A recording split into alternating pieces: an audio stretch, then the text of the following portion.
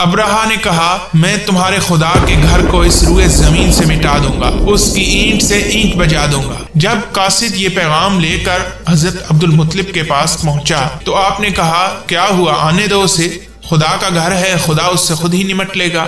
उसने मक्का पर हमला करने का इरादा किया और हाथियों की एक अजीम फौज तैयार की।